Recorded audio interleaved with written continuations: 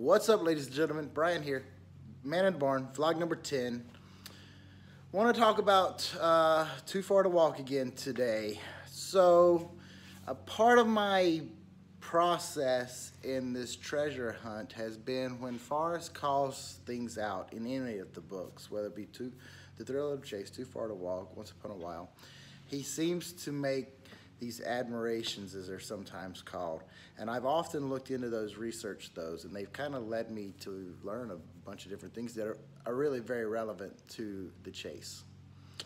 So one of those I want to talk about today was 2 square miles versus a 2-mile square. So if you do not have a clue what I'm talking about, I'm getting ready to explain it to you. For those of you who have Too Far to Walk, you might have read that phrase in the book. For those of you who don't have Too Far to Walk, this might be a new thing that you've never even heard of before. So I'm going to get right into it. Too Far to Walk, chapter 49, Mirror on My Wall. Mirror on My Wall is 1 page, 2 pages. We have the Underwood, and then half a page, and then this it's another question poem. But see, and this is where it ends. In Too Far to Walk, Forrest ends every chapter with a maker's mark, with the exception of chapter 8, which I'll go into later. So it's roughly of type pages. It's 2 pages, 2.5 pages, and then a poem that he wrote. So I'm going to read to you Too Far to Walk, chapter 49, paragraph 3. I categorically deny some of the things I have done, and my greatest regrets are chances I didn't take. It would be so nice to revisit the 1940s when I was in the blossom of my youth. Many of the things I did are still vivid in my mind. One was watching my favorite rival make a big mistake while playing marbles. I so enjoyed not interrupting him. But the best one was asking my 7th grade math teacher the difference between 2 mile square and 2 square miles. She didn't know, and I did. That was a good one. Then, somewhere along the way, I learned that no revenge is as rewarding as forgiveness, which is a special kind of winning if you can think like I do. Broke out the whiteboard. So, 2 square miles versus a 2-mile square. If this is a 1-inch line here, point to point. If this is a representation of 1 mile, then this would be 1 square mile, right? Everybody would agree? If this is 1 square mile, then this would be 10 square miles, right? 1 length times width, 1 times 10 square miles. A 10-mile square would be a square that has a side of 10 miles. So a 10-mile square is 100 square miles. Does that make sense to everyone? So a 2-mile square is 2, which would be 4 square miles, right? 1, 2, you come down. This would be 2 square miles. Excuse me, a 2-mile square. Where this would actually be 2 square miles.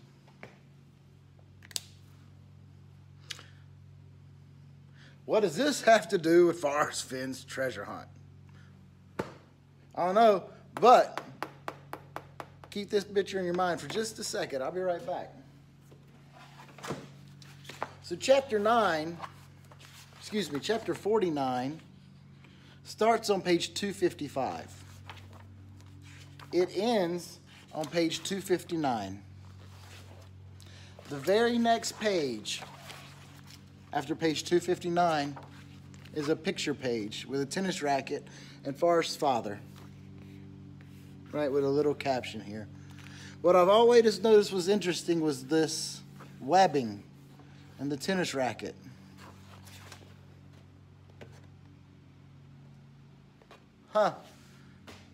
In the words of Alanis Morissette, isn't that ironic? So Forest has said, all you need to find the treasure is the poem, the book, a compass, a good map. Some people say Google Earth, right? The question is, what is a good map? There's been a lot of, Forest has been asked, hey Forest, what do you think are good maps? The gypsies talk about maps. Toby's a big believer in the BLM maps, right? I've looked at them, I'm not too impressed with them. I personally use National Geographic maps. They're a little bit pricier. I pay about $11.95, I think, on average for them. Some of them are more. Most of them are not any cheaper. They're not paper, they're plastic. So they're water, I wouldn't say waterproof, but they're definitely water resistant. They don't rip. They do have a little bit of weight to them, so for those ultralight hiking and backpackers, these are probably heavy. I do have the whole Colorado Trail, maps for the whole Colorado Trail. So if I were to carry those on the trail, it would probably be an extra like 2 pounds. But anyway, I use these maps, and part of when you use these National Geographic maps is they have this, and I'm going to try to see if you can see it here. Yeah. You see that blue grid? Let's see if it, hopefully it can get clear here. That blue grid there. And then we have the numbers along the side. And these numbers start with 4976, 4975, 4974. So they go down here in numbers, right? And they're blue, the numbers are blue. And then you have this 44, 52, 30. This is a Latin long position. So the Latin long is in black, but you have these blue numbers that correlate to this blue grid. So this blue grid is not a Latin long position. The Latin long are actually the black, right? And it goes up by half degrees. So every half degree is half a mile. So this black shaded region would be half a mile. And these squares, these blue squares, that's the Universal Transmercator grid, UTM, often referred to as your UTM grid.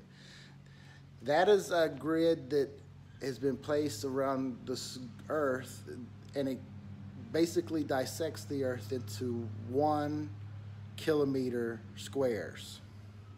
So those are, each square is a kilometer, okay? And so when you go down, it's 4971, 00 meters, 4970, 00 meters, right? So 1,000, yeah, 000 meters, excuse me, there's your legend up here. So every box is 1 kilometer.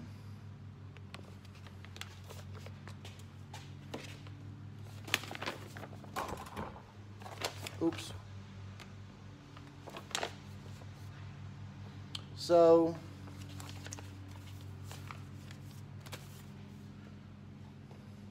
again, I haven't put everything together yet.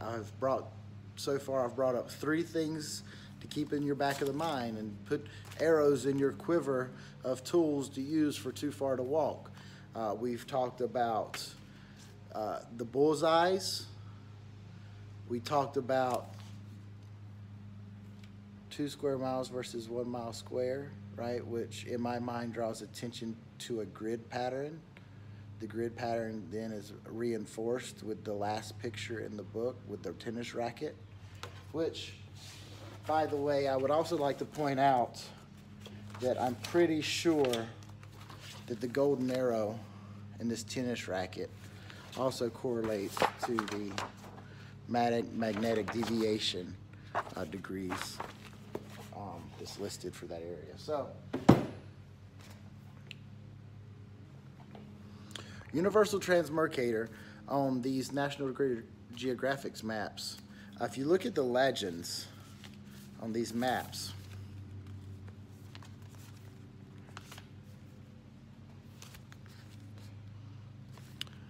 scale and cartographic data.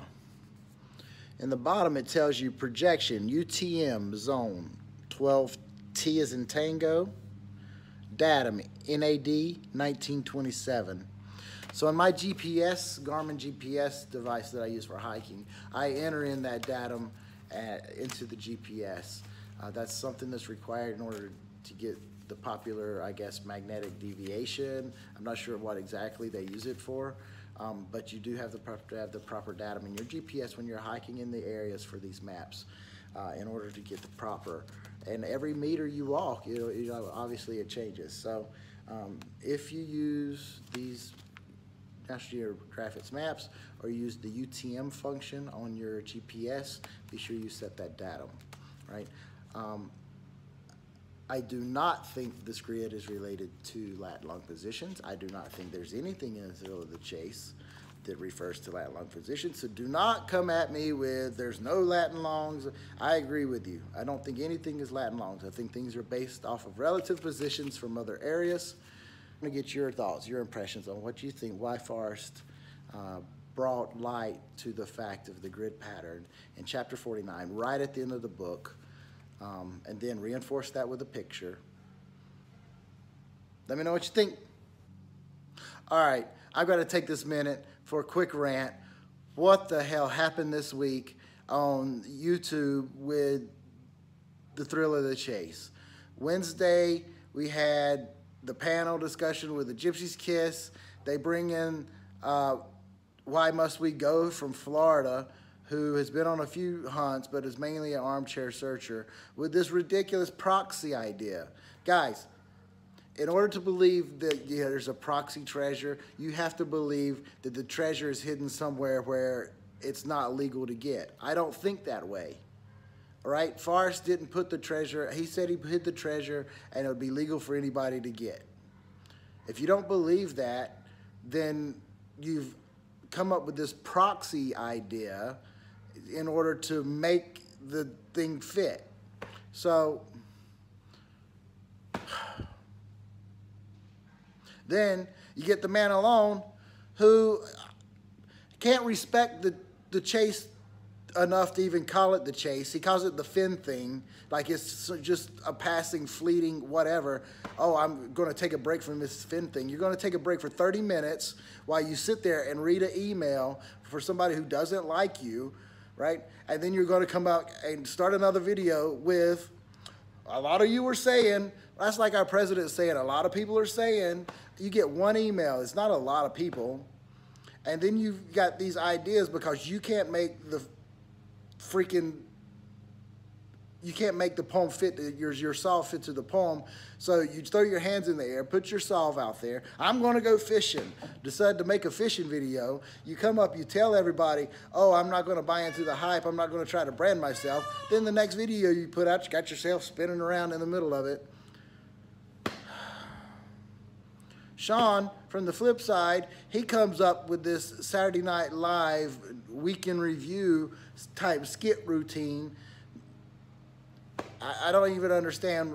If you're an avid watcher of any of the YouTube vlogs, then it's just a repeat of that. Maybe he throws in a couple of, you know, spontaneous little quirks, but he's not an SNL writer. So, I mean, keep it up, I guess. And I don't even know. I don't even know if I should be saying this because I feel like as a moderator for the Gypsy's Kiss, I have this level of standard that I need to be at that I can't talk bad about all this crap that's going on these ridiculous Forest Fenn vlogs. One of the main reasons I came to YouTube was because all the blogs out there, Dow's site, Facebook, they're so full of crap, you can't find nothing. Right? The only thing I do on those is if I search on whatever, when I searched, right? Because I'm not searching anymore, I'm in my recovery mode. But when I searched, I would, if Google led me to Dow's site, you click on the link, you've got 15 pages of baloney, right?